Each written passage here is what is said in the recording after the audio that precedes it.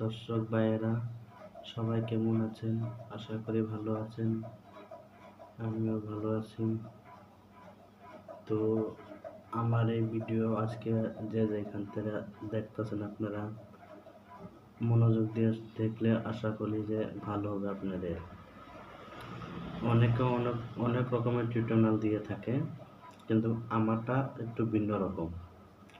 কারণ আমি এত সোজা করে লোককে বোঝাই যাতে সবাই দর্শকরা অতি শীঘ্রই বুঝে নেই। তো আশা করি এই ভিডিওটাও আপনারা বুঝতে পারবেন। অনেক ভাইয়েরা ভাষণ দিয়ে থাকে, আমি শুনি যে এই টুকা পারলে আপনি গান বাজাতে পারবেন, সেই তাল ছুটলে আপনি গান ধরতে পারবেন। আমি আপনাদেরকে দর্শক ভাই আপনাদেরকে বলে দিচ্ছি, যে পাল্টা সারেগামা বাজাতে পারে তার পক্ষে গান আনা সম্ভব।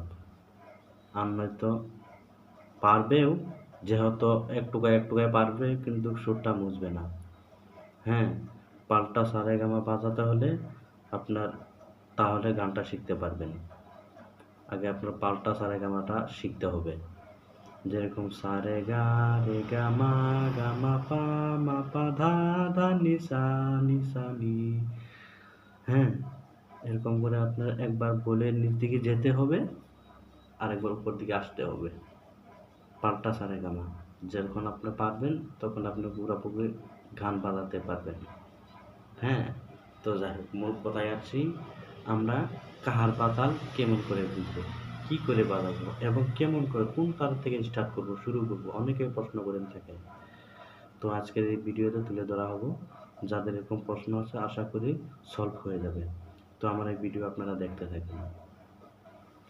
তো প্রথম আমি স্টার্ট করব।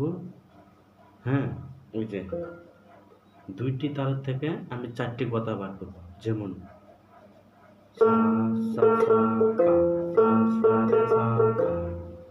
হ্যাঁ, সা সা সা পা সা সা রে সা পা সা সা পা সা সা পা সা সা পা সা সা পা।